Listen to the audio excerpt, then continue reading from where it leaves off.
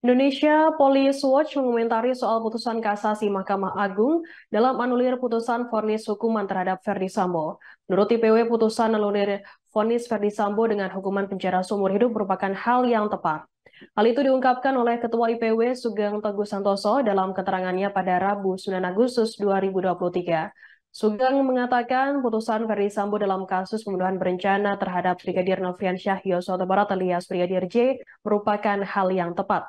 Hal itu lantaran putusan dari Pengadilan Negeri Jakarta Selatan dan diperkuatnya putusan sebelumnya di Pengadilan Tinggi Jakarta merupakan kesalahan dalam penerapan hukum berdasarkan faktor sosiologis. Sugeng menerangkan hal-hal yang meringankan tidak menjadi pertimbangan hakim tingkat pertama dan banding, sehingga aspek keadilan terhadap terdakwa tidak diberikan.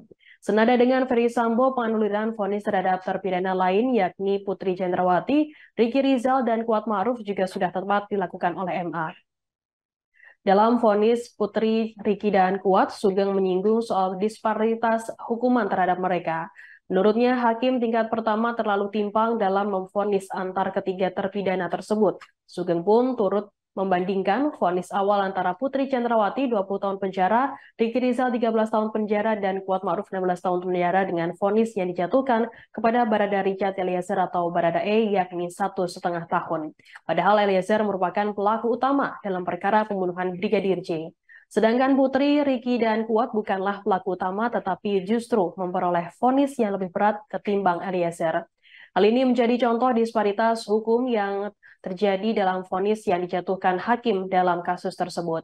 Lalu ketika ditanya terkait pernyataan pengacara Brigadir J yang menyebut penganduran vonis MA tidak menunjukkan empati, Sugeng memakluminya. Menurutnya perdebatan antara dua pandangan adalah hal yang wajar. Sugeng pun menganggap proses hukum yang berlandaskan keadilan sudah diperoleh oleh keluarga korban. Sementara itu, ahli hukum pidana Universitas Parahyangan Agustinus Pohan mengungkapkan hal yang senada. Menurutnya putusan MA tersebut sudah tepat karena hukuman pidana mati berlebihan dan tidak sejalan dengan tujuan pemidanaan.